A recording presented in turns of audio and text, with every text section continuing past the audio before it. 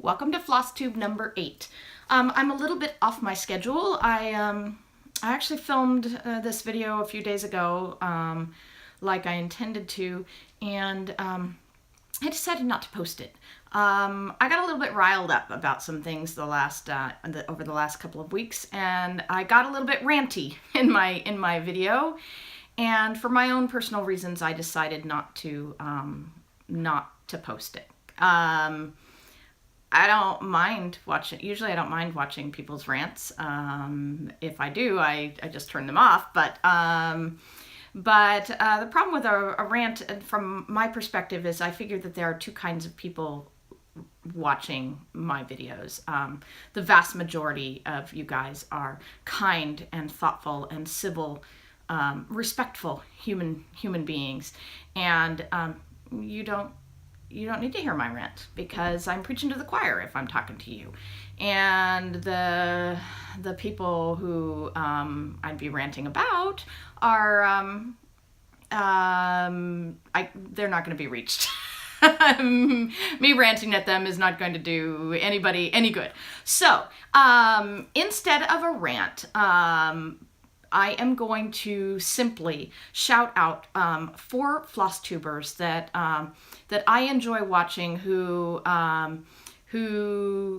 dare to share something of themselves on FlossTube, and that to varying degrees I know have gotten a little bit of crap for just being themselves on FlossTube. And you probably all know all of them already, but I wanted to shout them out anyway. The first one is Andrea Stitches in Colorado. Andrea Stitches in Colorado. And the next one is Coffee Stitcher. And the third one is McKenna Stitching in Sequins. And the fourth one is Stitcherista. And I'm not going to do the usual thing of where I explain exactly why I'm shouting them out, because if I did that, I would just end up ranting again. So go watch all those wonderful people, especially if you are a reasonable, civil human being who doesn't need to be ranted at. Okay, so moving on. Let's talk about stuff I got. I got, not much, well, not much physically, but in quantity, but I did spend some money. I got one piece of fabric off of eBay. I've never seen this fabric in person again before my eBay purchase, but I'm really happy I got it. It is Ariel by Picture This Plus in 36 count, and 18 by 27 piece. I've already started something on it. I was keeping my eyes open. I just stumbled on this on accident on eBay at a decent price. And I was keeping my eyes open for a fabric to replace a particular fabric in a kit, a similar colored fabric, but not the stiff, crappy / too small Aida that was sent with the kit. So when I ran across that, I knew I could use it for something regardless, and I was hoping that it would look to me like it would go with this kit, and it did. So and I've already started that kit. I'll show you that later, and so that's why I got Ariel. And then additionally, I got, things are not well organized. I'm a little out of sorts today. Additionally, I got some of my of the flosses that I need for Halloween at Hawk Run Hollow. I had a little bit of money that was burning a hole in my pocket, and I found myself on Stash Unload looking for ways to spend it. and I actually did spend some of it on Stash Unload, but what I bought has not arrived. I also spent more of it on eBay. Also, that has not arrived. So I was like, this is silly. I'm just hunting for miscellaneous ways to piddle away my money. Since I have a little chunk of money I'm allowed to spend right now, I should start, since there's close to $300 or something worth of NPI silks required for the Halloween at Hawk Run Hollow. I just started down the list and I spent the money that was in my budget at the moment to get the start on the Shores at, sorry, Shores is the one I'm currently working on the Halloween at Hawk Run Hollow. I've also ordered, but I had to special order it. I've, Picture This Plus, I've only ordered directly from them one time, and I wasn't super thrilled with, I wasn't real unhappy, but I wasn't super thrilled with her customer service. My husband, who's actually doing the ordering for me for that, it was for Christmas, wasn't thrilled with his experience. He found her sort of difficult. And since then, I have heard quite a few other people complain about their experience ordering directly through Picture This Plus. So I decided I would, the fabric I want for Halloween at Hawk Run Hollow, I'm not using the called for. I want to use 40 count ale for it. And rather than go to Picture This Plus and deal with that, I just decided to throw all my money at 123 Stitch instead. So I contacted 123 Stitch and I said, can you get me this fabric? and they said, oh, sure. And it may take every bit as long as, because, you know, I mean, maybe she gives better customer service to 123 Stitch is what I'm hoping, is that they're such a big customer for her that she cares more to make them happy, and that maybe she'll serve them better and faster and more politely than she serves other people. But she, so I'm hoping that that'll be the case. However, even if it takes me every bit as long, it'll be much more relaxing for me to just let 123 Stitch run interference on this, and they have excellent customer service, and I can pay basically the same amount of money to them as I would to her, maybe even a little less. And they can deal. They can deal with it, and she won't get as much money. And they'll get some of the money, and it won't cost me anything more, and it'll be a little bit less irritating, probably, to do. So I did special order from them my fabric for Halloween at Hawk Run Hollow. Again, this is going to be my Christmas Day start, so there's no hurry, but this is such an expensive project that I am, and if I don't spend if I spend the money now, maybe I'll have a little money to spend on something else for myself for Christmas, or ask my husband to spend for me for Christmas. But so I'm just getting it piecemeal together. So that's all my haul. Kind of boring, but exciting for me. Okay, so let's talk about WIPS. I did do a little bit of work on Shores of Hawk Run Hollow. I didn't do enough to show you. After my last video that I did for you, I wanted to just put in a little bit of work on it just so I did. And usually when I do that and I say, okay, I'm going to do a couple hundred stitches or whatever, I find myself getting into a project and then I don't stop for a while and I get some good progress. This time I was really, I wasn't feeling it. I was kind of done. And all I did was put in a few hundred border stitches, just the black, and nobody cares about that. So it's progress and it counts, but I don't need to show it to you. So I'm not going to. I did, okay, so, big picture, including Shores, 1, 2, 3, 4, 5, 6, 7. I actually worked on 7 things this last 2.5 weeks or so, and I finished my Rudolph, it almost killed me, I swear, but I finished my Rudolph ornaments. And so I will show those to you now, and I will be doing a Pass the Stash on this. So I'll say it now, but I'll also say it at the end of the video to remind you all. I'm going to be doing a Pass the Stash on just the pattern for the Dimensions kit for the Rudolph ornament. Here is a picture of what the kit looks like when it's completed. and I am just going to give away the pattern and the instructions. And there are readily available conversion charts online for DMC, for dimensions thread, because dimensions threads are not DMC.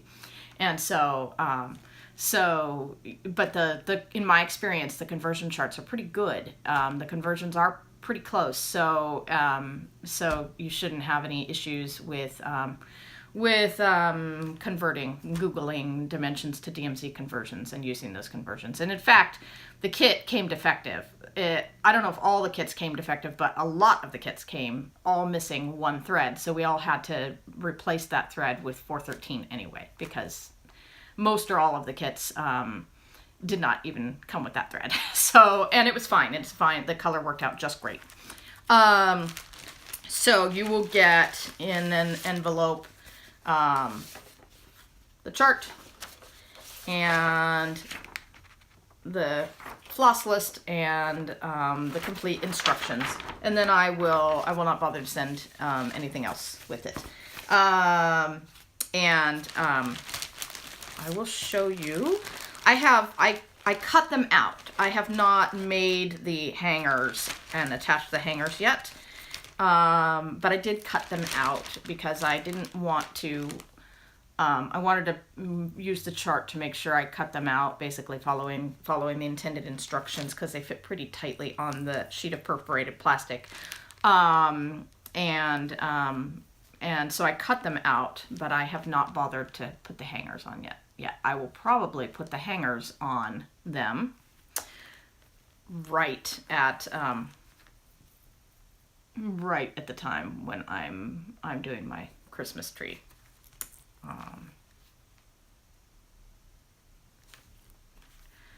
Because I probably won't be motivated to work on these. This is why I don't make plans and why I don't stitch to deadlines and why I shouldn't. I mean, it's fine for me to say, well, I'd like to be, this far along on a project, or I'd like to maybe finish this project before I start this other one. It's fine to say that, as long as I know in the back of my head I can do what I want. In the case of these, I was bound and determined that I would get these done really soon so that I can put these on my Christmas tree when I put the Christmas tree up in not very long from now.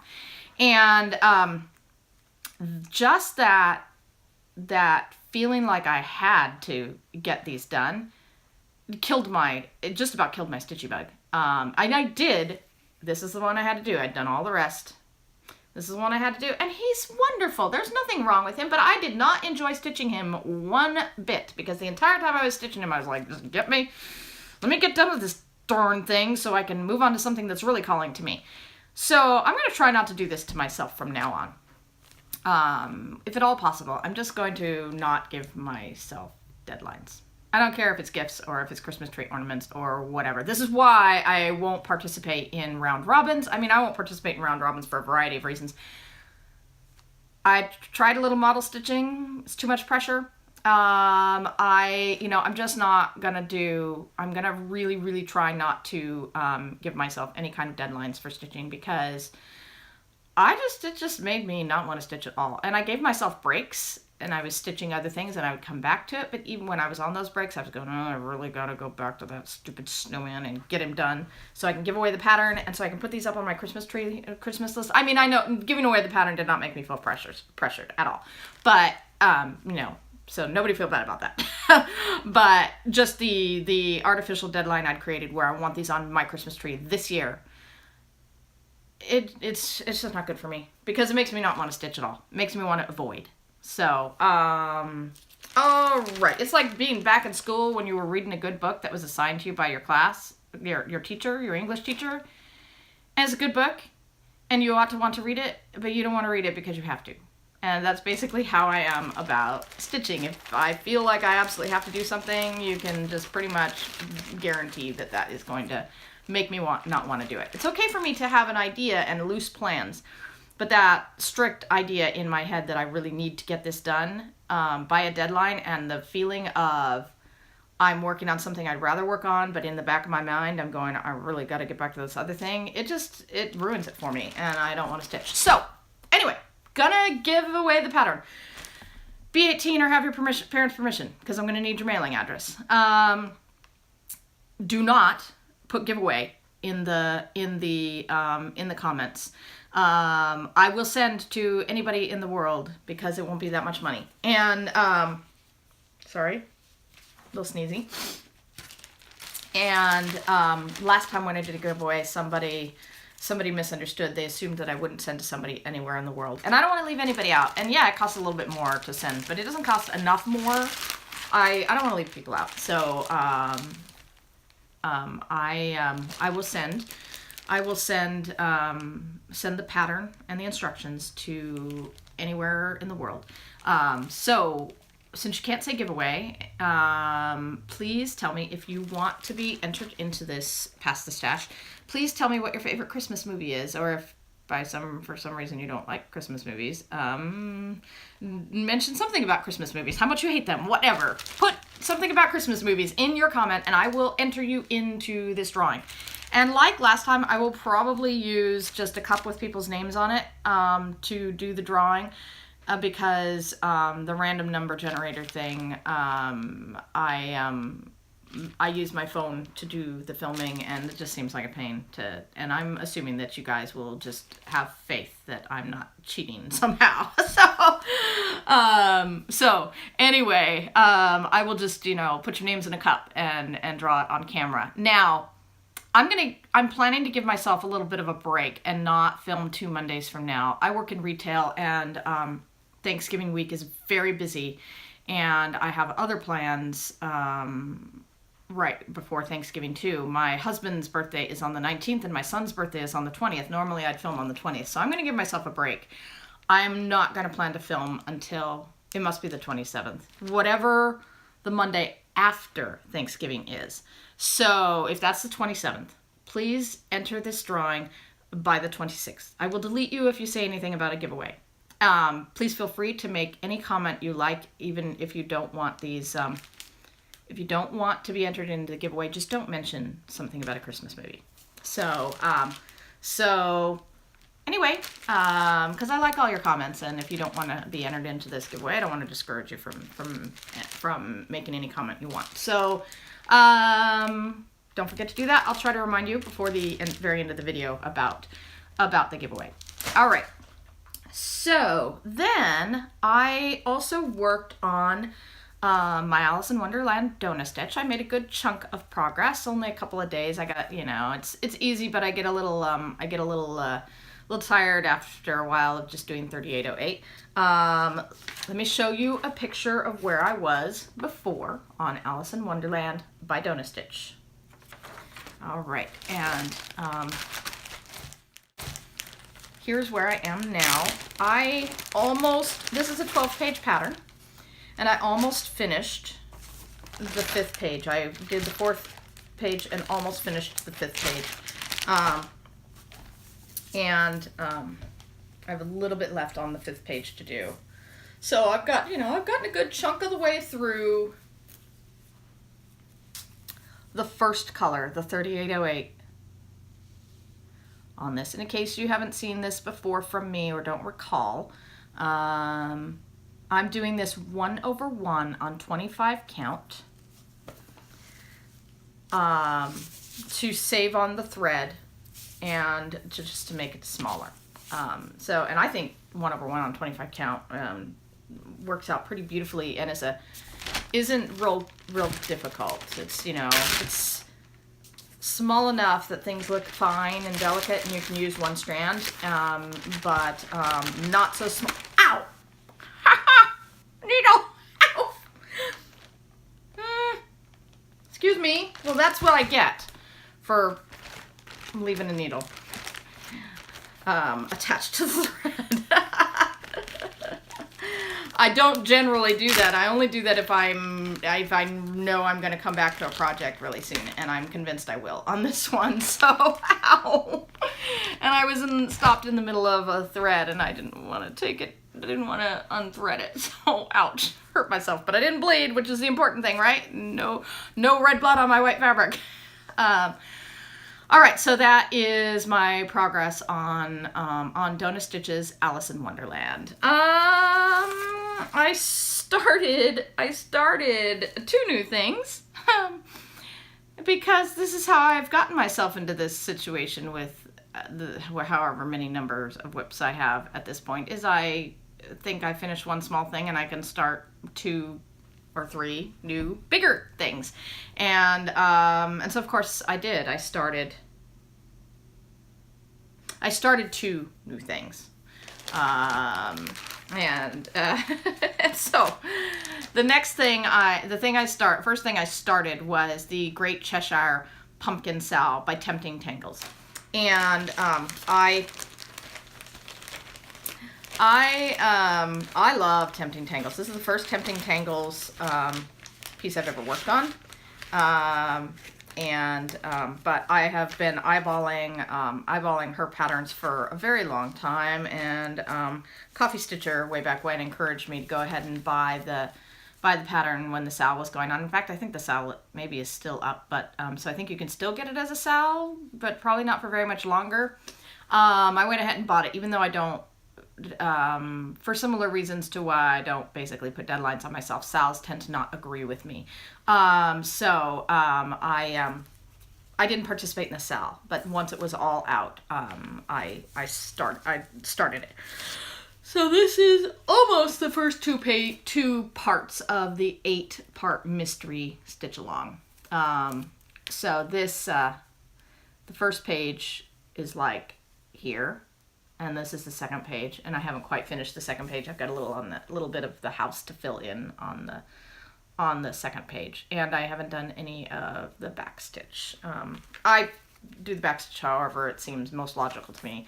I sometimes hold the back stitch till the very end of the project. I sometimes do the back stitch as I go. It just depends on what feels right to me at the time. And I'm doing this on. Importantly, I'm doing this on the beautiful, presumably coffee-dyed fabric that Janny sent me in my last video. I talked about winning her giveaway, and so I thought this is perfect for this. I think it's an 18 count Aida, and there aren't any fractional stitches in this. There's some longer back stitching. It doesn't do the stair-stepping back stitch thing on this. So there's some places where it might be a little more convenient to do this project on an even weave or a linen, but it works pretty good on an Aida. And when I got this fabric, I was like, hey, I bet that'll work for that project, and I did it. Oh, and another thing, I also made use of this other thing that Janny sent me. Here are the threads for this project. Now this project actually calls for 13 threads, and this thread organizer, this fancy thread organizer that Janny sent me, only holds 12. But basically I left off what happens to be the last thread, the 13th thread, which is also the most common thread in the thing. The dark brown that looks like black, is it $37.99? I could be wrong. I don't know. I may have the wrong number, but that dark brown, and that's used a lot in the project. And I put the rest of them on here because I couldn't resist. This thing is, I love this thing. It just looks so pretty. These are the kinds of things, I mean, you totally don't need to use these. And it would be arguably even just easier to do my little baggy thing. But I feel like anything that makes me feel more inclined to work on a project, even if it's something completely superficial, is a good thing. And in this case, just looking at these threads on this thread organizer, it just makes me want to work on this project. So that's a fine reason to put these on here. They're just so pretty, and you just want to touch them. Okay, so that is that was a new start. So, and I would show you a picture of the finished product, but I actually couldn't find other than pictures of other people's work, which I don't want to show without permission. I couldn't find a nice picture of it from the Tempting Tangles website or Etsy or anything that showed or the Facebook group. I couldn't find a picture I felt like it was okay to show that didn't have like ugly watermarks and stuff all over it, which I don't fault the Tempting Tangles person for using. I just couldn't find a decent picture. So just Google it. It's the Tempting Tangles Great Cheshire Pumpkin Sal. And if you want to do it, you should do it right away. Buy it and download the patterns. As far as I know, it's still available, but it won't be for very much longer because that's the way they operate. They put up the sals. You pay your $5. I think it was $5, which is great for the whole thing. But then you have to download each of the ones as they're released because after the sal is over, a short time after the sal is over, it all gets deleted. So you know, you need to get on it if you want to. I think she does eventually. It looks like she eventually brings out the patterns like in a regular way. It looks like they're more expensive if you want to just purchase them, you know, as the whole shebang. Some of them have popped up on 123Stitch and stuff like that. And I think on her like her regular Etsy site and that kind of thing. So you're not completely screwed. It's just if you want to do it at the sal price, then you need to get on it because I don't think it's too late. A couple days ago it wasn't too late, but it will be soon. Okay, next. Le Manège Dallas. My Nimue project. I did make some progress on that. Oh, and let me show you a picture of what it looked like when last you saw it. I love this project, but this is a funny thing. I don't know where my brain was. You know, when I was kitting it up, I went through the floss list and I wrote down all the floss numbers and I pulled everything I had and then I went and I bought everything else. And I keep finding that I didn't. Evidently, I missed like whole, and it doesn't seem logical. Like it's not like I missed a certain chunk of numbers or something. I just, for whatever reason, I keep finding that I am missing threads for it. And I'm pretty sure I haven't gotten in. Every once in a while, I'll go cannibalize something and pull threads out of one kit to put them in another one. But usually that's only if I know that I'm not going to want to work on that piece for a while, or if I really feel desperate to start something right now or whatever. But generally I don't do that. I'm pretty convinced I didn't do that in the case of this project. And yet 3 times now I have gone, oh, I don't have that thread after all. And so anyway, it's hindering me a little bit, but nevertheless, I made a good little bit of progress on it since you saw it last. And here's where I am now. And man, I could not be happier with this. I was so right. I don't care how that sounds. I was so right. This is the right fabric for this project. This ale in 36 count is wonderful. Now, because it's a French pattern and there's quite a few instructions and there's translation issues, I actually didn't know, and they don't list it on the supplies list. It calls for some beads, and I didn't know that. And so I may find that when I come to the little, not very many beads, and I think that I'll be able to just buy the smallest seed beads, and it'll be fine, and it'll fit. But the 36 count is a little, I would have probably done 32 count if I'd realized that there was a good little bit of beading. It's not a huge amount of beading, but they're beads that are kind of close together and stuff like that. So I may have to do some fudging. They don't even tell you what kind of beads. They just tell you beads. At least in the English translation. I do read a little French. Not a lot, so I'm usually better off with the translations. But I may try to read the French and see if I can get a little bit better of instructions by reading some of the French. We'll see if I can retranslate some of it and make better sense of it. But yeah, the beads, they don't specify the beads, which is unfortunate as far as I'm concerned.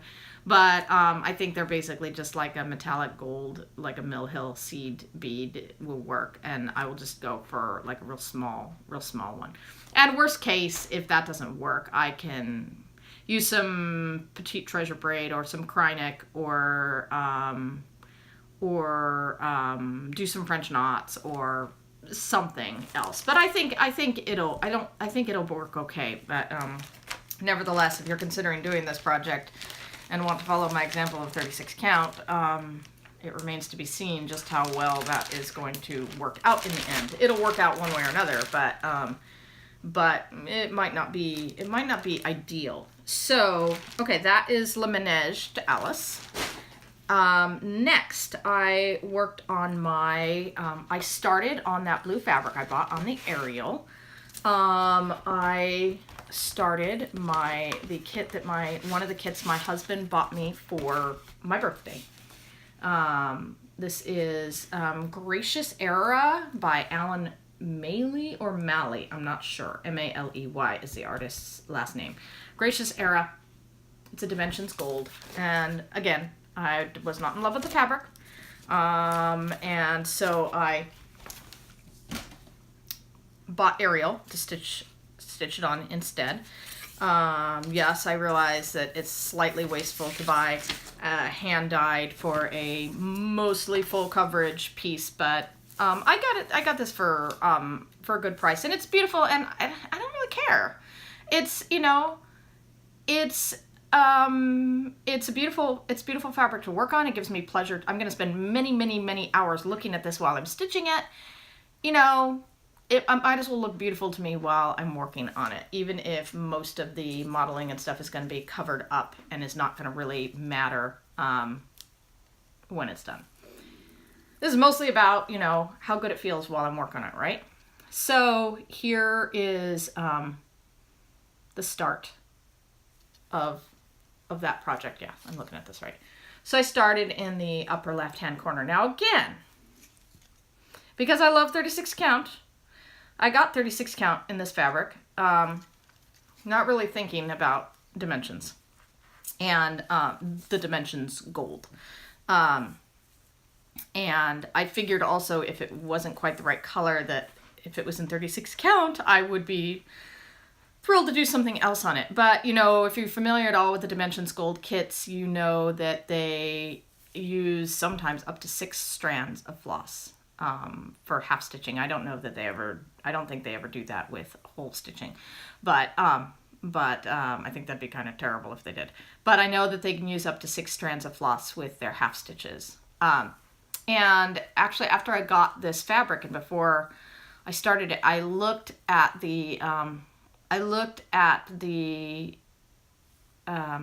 through, and I thought all I saw was 3 strands is the most that are using. And I thought, well, 3 strands, a half stitch over 36 count, 3 strands will be okay, because it's half stitches. But I was wrong. I was only looking at the parentheses, and I wasn't, which, you know, tells you how many strands you're using. I wasn't taking into account that some of those parentheses were blended threads. So there's actually a significant amount of half stitches that are done in 4 strands. Fortunately, not 5 strands. I think 5 strands would be pushing it pretty hard. But I started right, and once I realized after I initially started on some of the dark browns, I got a load of this light brown, and I was like, uh-oh, that is 2 strands of one color and 2 strands of another color. I wonder if that's going to be too crowded or if it's going to work on 36 count. And so I went ahead and did it, and actually I think it looks pretty nice. It doesn't look crowded to me, and I think it's going to work out just fine. It is a little extra laborious. It's a little bit more troublesome putting in those 4 strands on 36 count. It's a little bit much. 5 strands I think would be a nightmare. I haven't tried it and I'm not going to, but 5 strands I think would be a real problem. 4 strands, it looks fine. It's a little bit more laborious to do, but it still looks fine on here. So I think this is going to be great. It's going to be beautiful, and I'm really excited with my little start, and I'm really thrilled with my fabric choice. So I think it's going to be great. Okay, so that is Gracious Era. Got a good start on that. Last, last I worked on one of my Riolis kits, not the Beagle kit that you guys have already seen, but the other Riolis kit. I put in, which I've never shown anybody. I tend to not show it because although I think it's going to be amazing when it's done, it's a lot of like creams and beiges on like an oatmeal fabric, and it doesn't take a good picture, and it just is hard to like show on Instagram. Oh, look how great this looks. It just doesn't look very good. But it's going to, but it just hasn't felt worth showing to me. So, I'm going to skip over that for now. I am going to show it to you because I put in a good chunk of work on that the last couple of days. But I've been meaning for a while to talk about Riolis in general. So, we are going to talk about that. But before we do that, I finally got around to trying my hand at fabric dyeing. I've mentioned it several times, and I've kind of bemoaned the fact that, I was scared to do it, and I couldn't find the time, and blah, blah, blah, blah, blah. Well, I finally did it. I finally just decided to go for it. I wasn't in the mood to do stitching, and I felt like I was being just kind of lump on the log one evening, and I was like, I'm going to do this. And so I got out my one of my pieces of very inexpensive, just Joann's purchased, even weaves. I think it's a 28 count. It's hard to tell now that might be 32. It's hard to tell now that it's dyed because, things kind of shrink up when they're dyed. So I just was going for a subtle mottled gray, and it's fine. It's not, I've got a couple of projects in mind for this. I don't know if either of them will actually fit on this, but I'll use it for something. If neither of those projects that I actually have in mind will work on this, I will certainly use it for something. It's not fabulous, and nobody is going to look at that and go, wow, that's a great piece of fabric, but it will totally work. And it took me 5 minutes, like just literally 5 minutes. And this is my first time doing it. And, the worst part actually was having to like hang it out to dry. I didn't want to stick it in the dryer. I probably could have stuck it in my dryer, but I didn't want to do that. I just hung it to dry overnight and kind of waiting for it to dry to see how it looked. Because once it's dry, it looks a little bit different than when it's wet. That was the most time consuming thing. But of my time, it really did literally take me 5 minutes to do this. And so I'm not going to be scared anymore. Even if it had, this is like I probably used a coupon on this fabric. So this is probably like a $6 piece of fabric. And the RIT dye was like a $5 bottle of RIT dye. And I used kind of a surprising amount of it. I was a little bit surprised about how much RIT dye I used up, considering this isn't very dark. I was actually kind of surprised by how much RIT dye I used up. But that's okay. The whole experience was very cheap and unintimidating, and it took me only a few minutes. And if you're wondering about this, go watch Farm Girl, because that's I used her instructions, and I watched her fabric dyeing tutorial a couple of times, and she's right. It's easy. You should do it. And now I want to get more experimental, get more colors, and maybe a bigger piece of fabric, and try some more things, because it's the results are fine, and just doing it and seeing how it works gives me the confidence to know that I can play with it and come up with something more exciting. This was just to let's try it out and see what happens and see how it feels, and I'm pleased with it. It was easy, and it worked about like I was hoping it would work, and that's great. Okay. So, I've been meaning to talk about Riolis for a while. I have 2 Riolis kits. I have my Beagle kit that I have shown to you guys in the past, in my first video. And I haven't made any progress on it since then. And I have my other Riolis kit. And I want to show them both to you, because I think Riolis kits are something special. I think that, and I think that there's important things to know about them if you're contemplating any Riolis kits, because I wish I'd kind of known more. I was kind of, I didn't have a lot of information when I ordered them, and it was just kind of a shot in the dark, and I've been pretty pleased with my experience, but there are things I now know that I think other people would appreciate knowing. Number one, I know that there's a lot of people who and I have been like this in the past too, who basically, once they get really going on stitching, they decide that kits basically aren't for them. And there's valid reasons for that. I mean, kits are kind of an uneven experience. I myself have had a couple of bad experiences with kits. A lot of times you don't like the threads. A lot of times the fabric is crap. You know, you might end up disappointed for one reason or another. And sometimes they're just totally awful. But a lot of them are really good. And I think that the Riolis kits are one of those that are very worthwhile. So, there are a few things. Many at least, I think most, but many of the Riolis kits come with a thread that is wool, a mix of wool and acrylic. So if you're allergic to wool, that is a concern. If I was allergic to wool, I probably wouldn't, because I know a lot of people are, I probably wouldn't skip Riolis kits entirely, depending on how severe my allergy was, because I would worry about like cross-contamination and stuff like that, because they're definitely, you can tell it's wool. And stitching with the wool threads is a significantly different experience than stitching with cotton floss.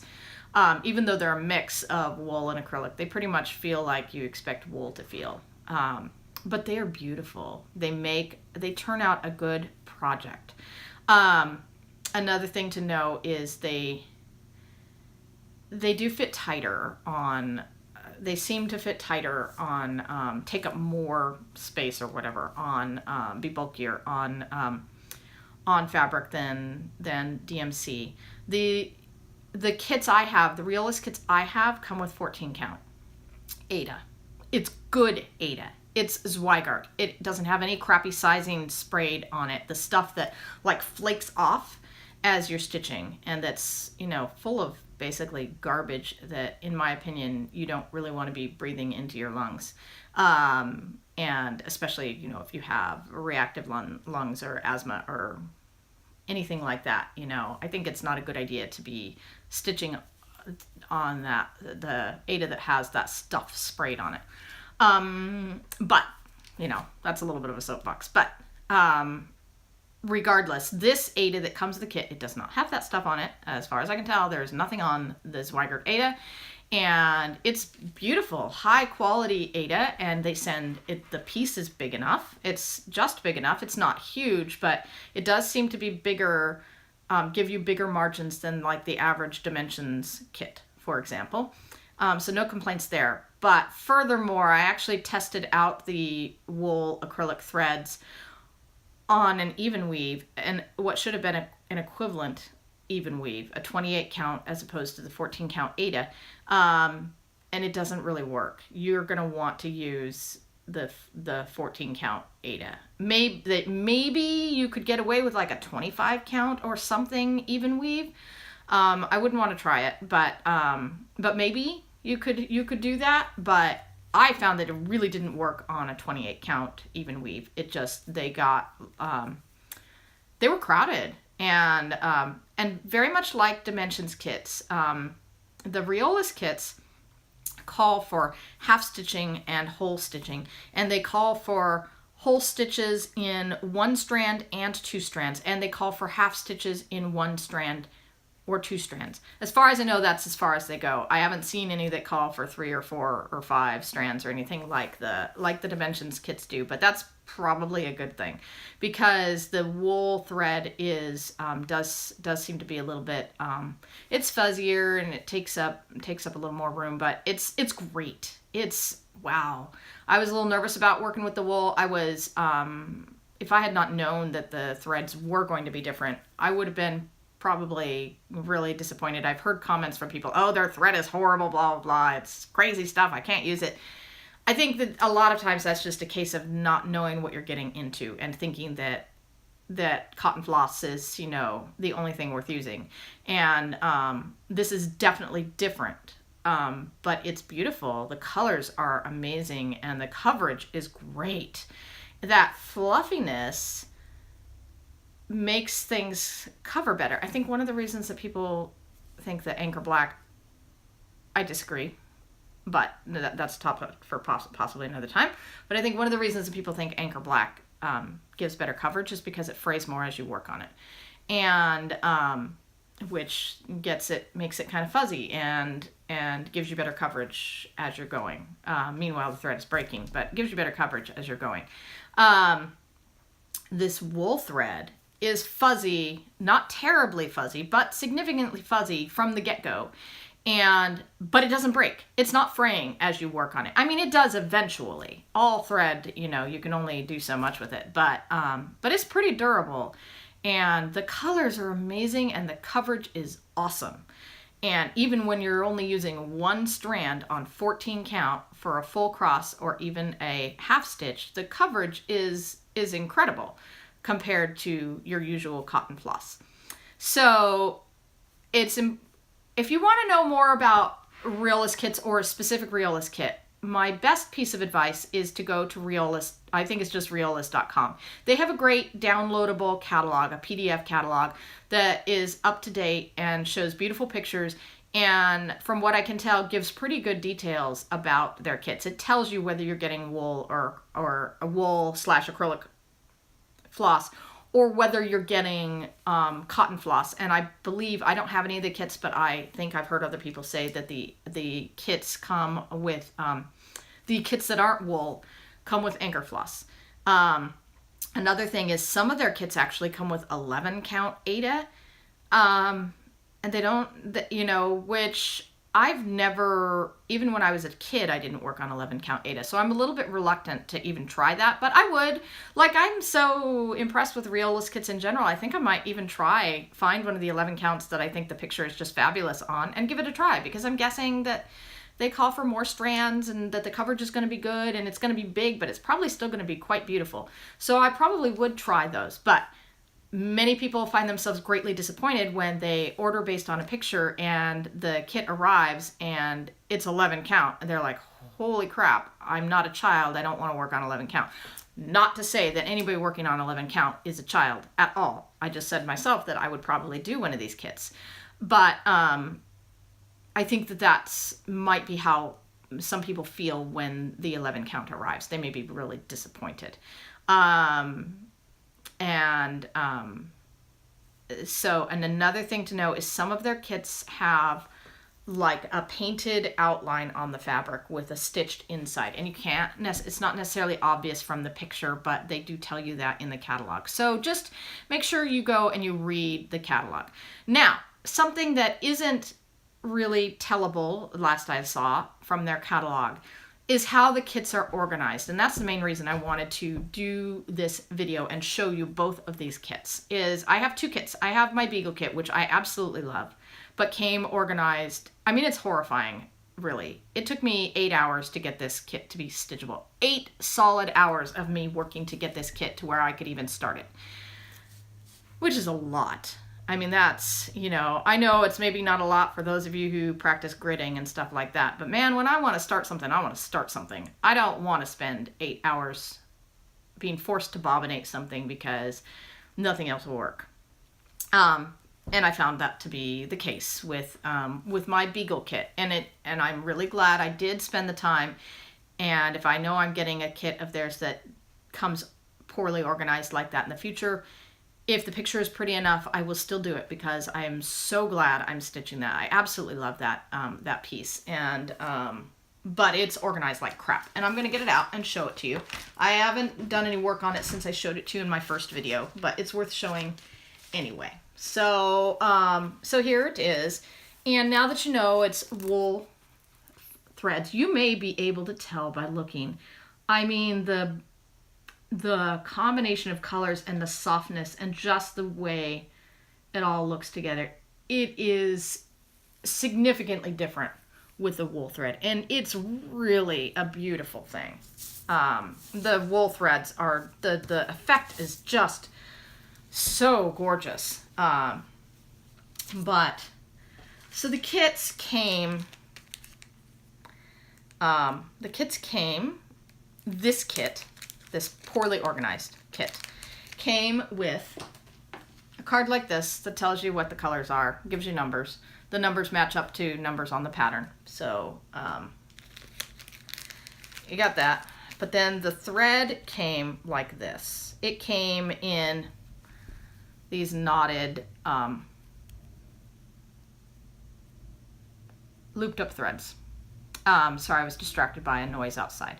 But it came in these. Now, the reason this one has not been bobbinated yet is because some of them, it came with so much thread that some of them came with multiple little skeins. And I did not have the self-discipline to bobbinate all of it. I left the ones that I wasn't using, I knotted up, and I just used at least one bundle of each color and bobbinated them. And bobbinating shouldn't be that big of a deal, right? This thread, though, it comes in single strands, and those knotted things I showed you, you have to unknot them carefully, and then you have to unfold them. They come in a small circle, and you have to try to separate them into a bigger circle and separate it into a bigger circle until you get a single circle of thread that's about this big that you can unwind one strand, because it's not stranded like DMC. It's one strand at a time. And it's not that easy to, first off, it's not that easy to get them separated the exact right way, so that you get that one, to get them separated that way so that you don't have still some threads that are looped over on each other. And if you manage to do it perfectly, then you can hang it on something and you can unwind it and wind it around a bottom rather slowly, but fairly trouble-free. And when you manage that, you end up with something, that doesn't look too bad, like this. Not too bad. But if you don't get it perfectly, you end up with something more like this. Because you end up, this thread really wants to knot up on itself really easily. At first I tried not bobbinating at all. That was a huge mistake. I realized within a few minutes that was going to be impossible, and I was going to have to bobbinate. Because as I tried to just work with the thread without bobbinating it, became within minutes, even seconds of beginning to use it, it just got crazy knotted and ridiculous, and the kit was going to just be destroyed. So I knew I had to bobbinate.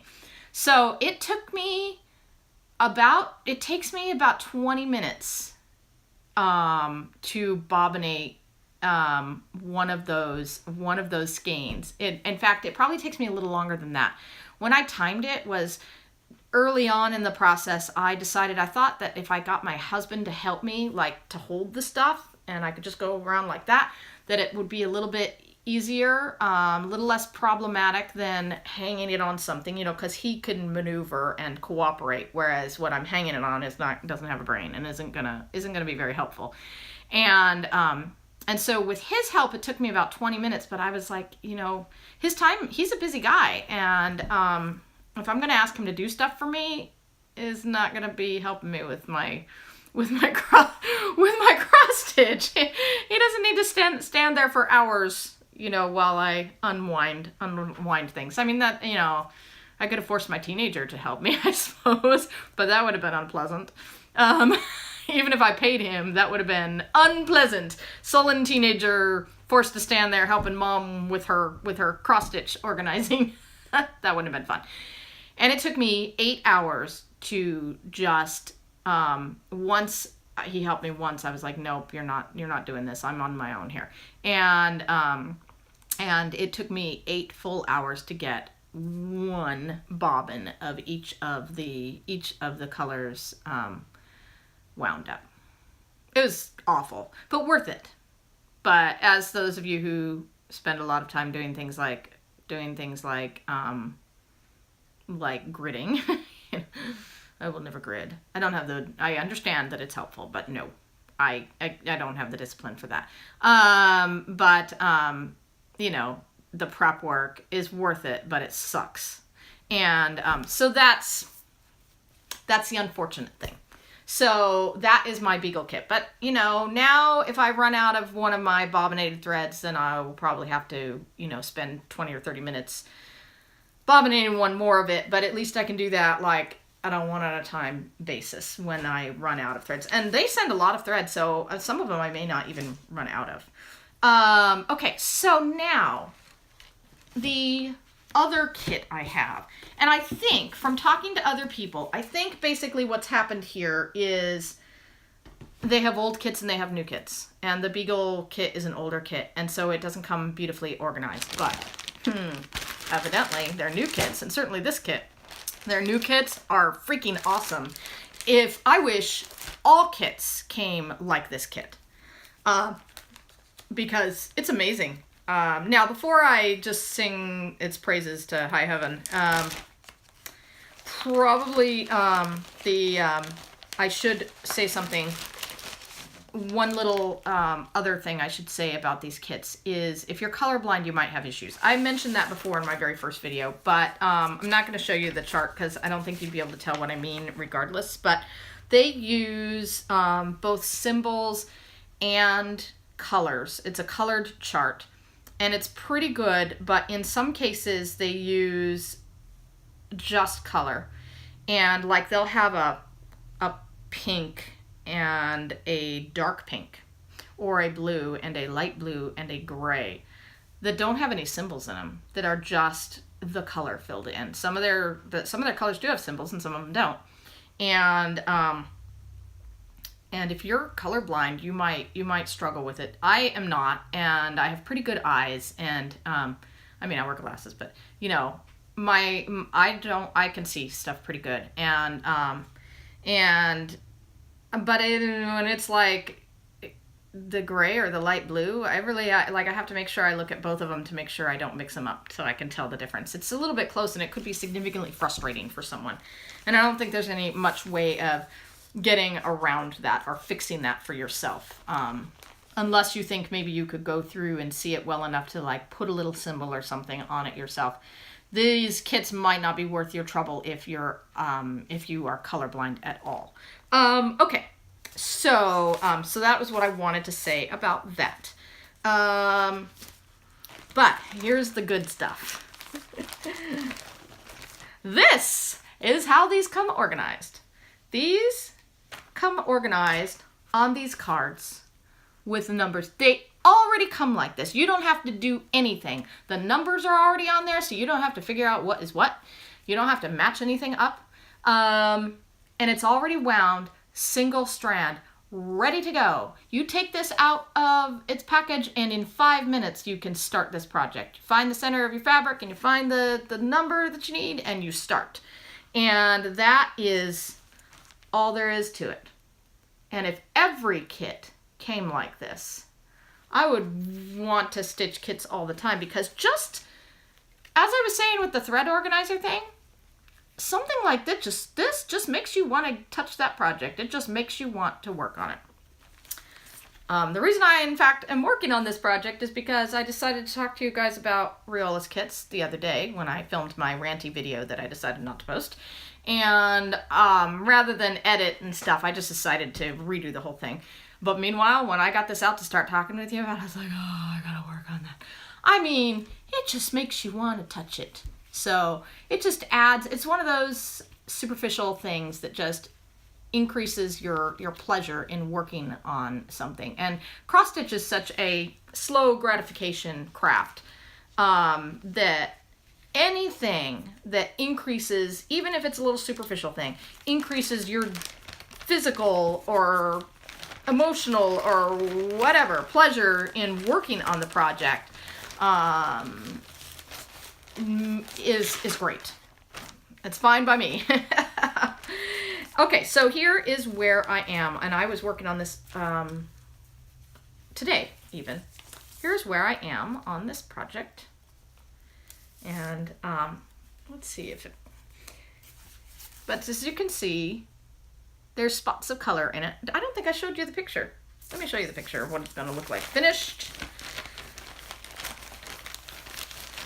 I put in about 500 stitches on it in the last few days, and I don't think I've ever showed anybody a picture of this thing because it just, you know, didn't really look like anything because of all of the, as you can see, the bulk of the picture, which makes it kind of hard to want to work on it, but the bulk of the picture is like creams and stuff. And the effect is beautiful, but it's subtle.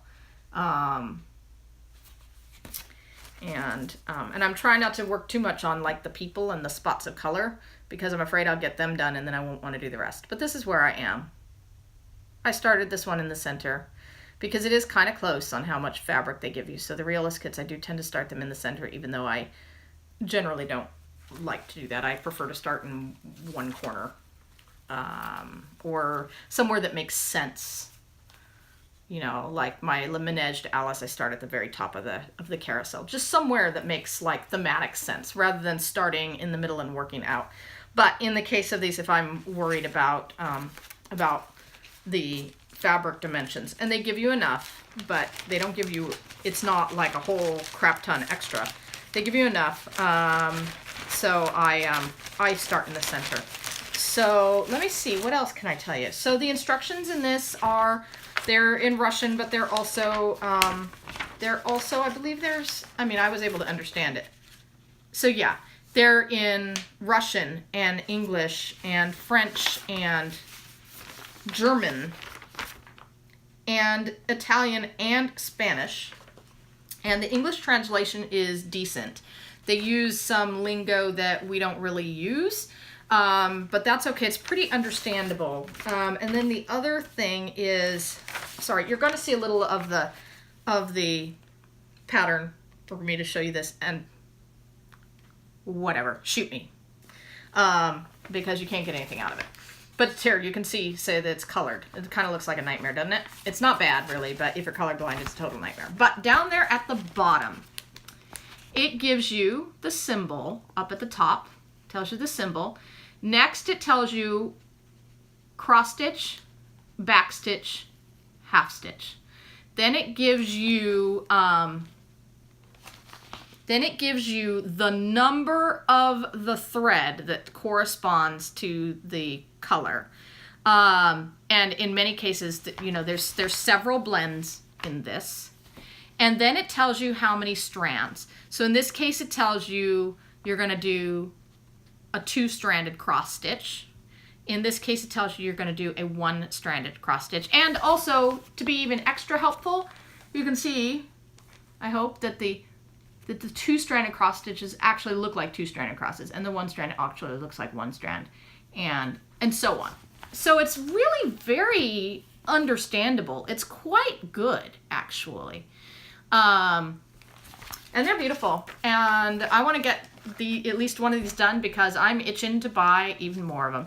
I maybe want to try out one of the 11 count ones, or I maybe want to try out one of the ones with the painted background where you just stitch in the center.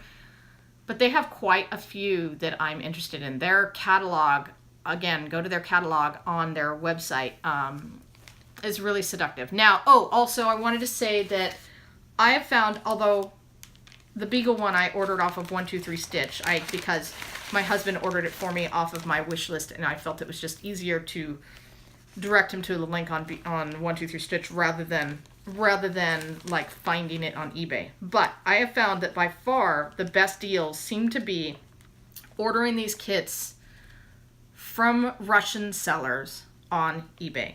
And I've only ordered once, but I've done quite a lot of looking, and the prices are excellent in general. And usually you can get free shipping. And the one time I did, now I live in Alaska, but you know, I can't see Russia from my house. I do live in Alaska, so geographically I'm a little bit closer, and I don't know that makes any difference. But it got here. I was expecting, you know, when you order from somewhere else, you kind of like have to be prepared to wait. And in Alaska, we're used to waiting anyway. But, you know, my expectations are always low, that it's going to take a long time for something to arrive. And it was here in like a week and a half or something. So really not bad. And the price I paid was really good, much cheaper than on 123 Stitch. And free freight. I work in retail. Free shipping. You know, I highly recommend getting these off of eBay, but referencing the Riolis catalog or anywhere else. I mean, if it's an older kit, it may not be in the catalog, but doing some research to make sure you're getting the threads you think you're getting. Sometimes the eBay listings are nice because they'll have multiple pictures and they'll show you enough that you can see how the kit is organized. If they show you the back, a lot of times you can see whether the kit is organized appropriately or not. And anyway, so that's my little thing on the Riolis kits. They're great. I love them. Couple of things to know and watch out for, and maybe to avoid them entirely if you're one of those unlucky folks who's allergic to wool. But that's the Riolis kits. So that is it, except a reminder, my giveaway on the Dimensions Rudolph Ornaments pattern. Oh, which I don't think I said this time. I get a little confused in my brain because when I redo a video, I kind of tend to forget, oh, did I already say that? Because I'm remembering what I said 2 days ago. I don't think I said it. It's on perforated plastic, but you can stitch it on perforated plastic. If you do, you're going to have to buy your own. But I believe you can get a sheet of the perforated plastic. It's 14 count perforated plastic on 123 Stitch. I think it's the identical piece, and from looking at it on 123 Stitch, and if I recall correctly, it was 99 cents. It may have been something a little more than that. Maybe it was $1.99, but in my brain it says 99 cents. So it's cheap. Alternatively, of course, you can also stitch these on perforated paper, because perforated plastic and perforated paper are the same in that you can't do fractionals, of course, and stuff like that. So obviously this kit will work on perforated paper if it'll work on perforated plastic. And of course you could do it on any kind of fabric you like. And the conversion charts are good and available readily online. So you're going to get the pattern for free, and it'll cost you, 99 cents maybe if you get the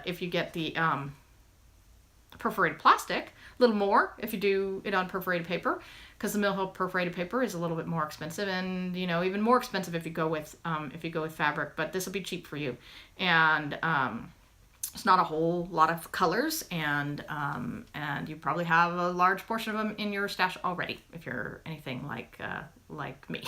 So enter the giveaway, and don't say giveaway. Be 18 or have your parents' permission, and tell me something about Christmas movies, what you like or what you don't like, whatever. Just make some reference to Christmas movies, and I mean, I'd love to know what your favorite Christmas movie is, but if you do, but just any kind of reference at all to Christmas movies will let me know that you want to be entered into the giveaway. Do it. Sorry, I didn't mean to say it like that. Do it. You must enter my giveaway. No, do it before the Sunday, by the Sunday after Thanksgiving, because I plan to do a video. I believe that will be that Sunday is the 26th. I could be wrong, but I think it's the 26th, and I will be doing a video. I plan to do a video on the 27th, and at that point I will be have cut off the giveaway entrance and do the drawing on that video. So, in which will probably not be posted for a couple days after that. But regardless, the drawing will be cut off on the 26th. So, anyway, I don't remember if I said my name is Christine. I'm on Instagram at CMD586. Please find me there. I post several times a week with my cross-stitch progress. Occasionally I post something else, but mostly it's cross-stitch. And I will see you in 2.5 weeks, of course, depending on how long it takes you to watch this video. And thank you all for joining me. Please go watch all the other FlossTubers. In particular, throw a little love and support towards some of our sometimes more daring FlossTubers, like there's quite a few of them, but I mentioned earlier Coffee Stitcher and Stitcherisa and McKenna and Andrea, Stitches in Colorado. In particular, those are the ones that come to mind when I think about FlossTubers who dare to share themselves on, share something a little more personal about themselves, or controversial, or that maybe shouldn't be controversial, but some people find it to be, and to varying degrees get a little bit of crap for it, and could use, I think, maybe, if it was me, I could use a little bit of love and support from the reasonable folks. So if you're not already watching them and commenting and supporting them, then please go do so, because they and many, many others deserve it. But anyway, I will talk to you later. Bye-bye.